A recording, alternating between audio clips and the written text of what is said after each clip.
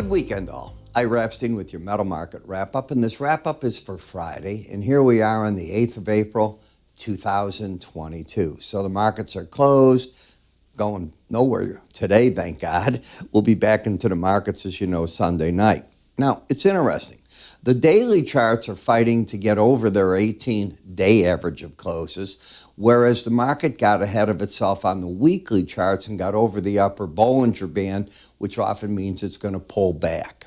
What do I mean by this? Let's just go right into it, because it's interesting. Number one, this market is bullish on a monthly basis in gold. Monthly. Higher lows, higher highs, fighting right at the upper Bollinger Band. Makes all the sense. You might want to pull back. Momentum's still pointing up, but that's a monthly chart. It's hard to trade off of. That's not the case on the weekly. The weekly's a little different. We've been in a bit of a corrective mode, and this week we gained some money. If you see back here, you lost 1.8%, you gained 1.2. You lose 2.1, you gained 0.94. So it's a stepping ladder. That's my point. You've been coming down, but you're not in a bear phase here. This is a downtrend, but countered by the fact that you're over the 18-week average. That's strength. On the on the weekly chart without any studies on it, this is what you look like. When you look at the swing line study, lower highs, lower lows. On the weekly chart, even if you get over 1967.20, you can't set up the pattern of higher lows, higher highs for an uptrend. You can say the downtrend ended, but you can't make that statement. So who's in control? Well, the bears are at that point. When you take a look, though, at where the line in the sand is, what do I mean by the line in the sand? One of the things that I teach is that chartists like to have a neutral zone on a chart, a demarcation point. For over that number, you have a bullish bias under a bearish bias. I use the 18-week average of closes, and if you go back and you look at it, you can see how often the market keeps coming to it, not going anywhere. Then when it finally breaks out, if it's to the upside, you're putting on your buy shoes, and then if you correct and lose that pattern of higher lows, higher highs, you walk away. So there's a lot of support from 1865 to 1830 and a half if you think the market can get down that far. The resistance is the upper Bollinger Band, but the Bollinger Bands, momentarily at least, aren't in play. They're too far away from current action. You have to go up $50 to get to the top band here, and you have to break to get to the bottom band, $170 or so. It's too much money, actually $200. It's way too much. So I'll call them not in play at this point in time. What is in play is momentum. And as the market's been backing off, it had been over the upper Bollinger Band. You only stay over these bands 5% of the time. And you had one, here you had closed, if I'm correct, back under the band. You had 1 week in a row up, second week over the band. Now you've pulled yourself back and you've stayed like that, working down. That's my point. You don't stay over those bands very long. Momentum down, trend down, bias up. I don't see a darn thing to do off the weekly chart.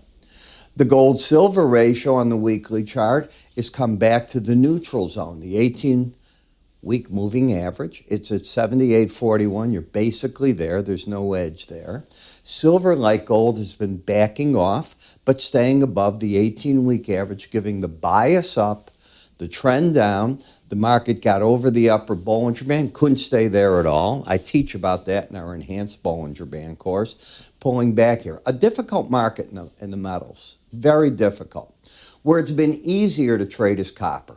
And I think if you get my Spider ETF in the morning, if you get my morning futures, we have been on the money in that market. It's not always the case, but we called it pretty neatly. And part of it was I looked this week and I'm going, look, you're fighting at that band. You're probably not going to go above it right now. The word is right now. I happen to think this is all a potential base because of supply issues. I see nothing but bad things happening in Chile in terms of cranking out more supply. Number one, they haven't been finding new resources to do it. Then I look at what's going on in copper from Russia. Yeah, they have copper in other areas. It's at risk. Then I look at where we're at in our economies. You know, we are going to slow down. The Fed is in the quantitative tightening, the QT scenario. QE is gone, QT, and that doesn't mean you're a cutie pie. QT is the quantitative tightening, and that's where we're at. Well, that's not a great environment for the copper. Copper should be breaking with that. The fact that it's not tells you the market has changed gears on you to a supply issue, but it's going to be held back by the fact that world economies are going to back off a bit right now, and that's because of inflation being as high as it is, and central banks are going to fight it. Don't take on the central banks. In the platinum market, you got down and you're getting your bounce in the market, and in the dollar index, here you are, running over and over to the upper Bollinger Band. Why not? Right now, the U.S. has just been broadcasting as the world central banker. Higher rates are coming. You might want to come invest in our dollar. And that's what's going on. The dollar's gaining against most of the currencies. So when you get a strong dollar, you also create a difficult environment for metals to the upside. But we talk about this and so much more every day in all of our research. And I mean, there's a lot of it.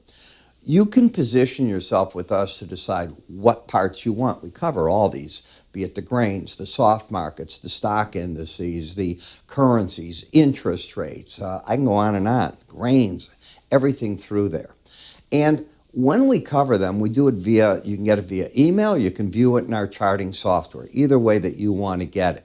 We'd like to send you what our pros see, our clients. Why?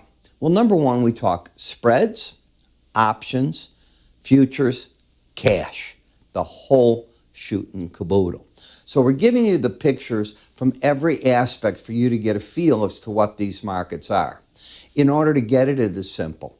Just go to our website, go up to free offers on the top left, and away you go. It's iraepstein.com. Pretty simple. I'll see you all come Monday. Have a great weekend.